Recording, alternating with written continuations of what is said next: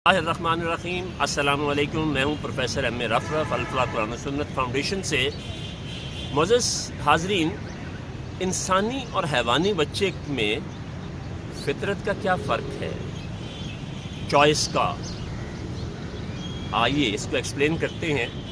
बकरी का बच्चा जब पैदा होता है, बिल्ली का बच्चा है, कुत्ते का है, किसी और भी जानवर का, वो जैसे ही पैदा होता है, एक तो ये है कि चंद घंटों में अपने पाँव पे खड़ा हो जाता है, और इंसानी बच्चा चंद हफ्तों में नहीं 10-11 महीने लेता है पाँव पे खड़ा होने में। ये तो उसका फिज़िकल स्ट्रक्चर हो गया, बायोलॉजिकल।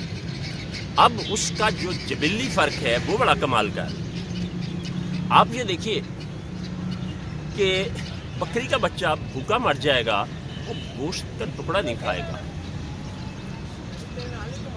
कुत्ता जो है उसका बच्चा भूखा मर जाएगा, वो घास नहीं खाएगा।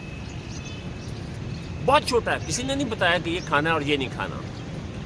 अब इंसान का बच्चा क्या करता है, जैसे ही वो लुढ़कना शुरू करता है, क्रॉलिंग, क्या करता है, हर चीज़ को पकड़ता है और हर चीज़ को मुंह में डालने की कोशिश करता है।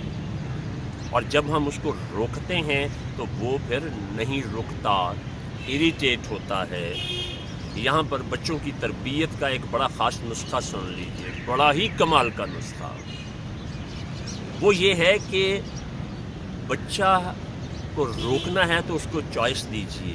जिस काम से आप रोकना चाहते हैं उसको अल्टरनेट दूसरा दीजिए। इस खिलौने से खेल रहा है, आपके नज़दीक ये नोक वाला है, ख़तरनाक है, छुरी पकड़ी हुई है, अगर आपने ये इससे हटाना है तो उसका अल्टरनेट उसको दें।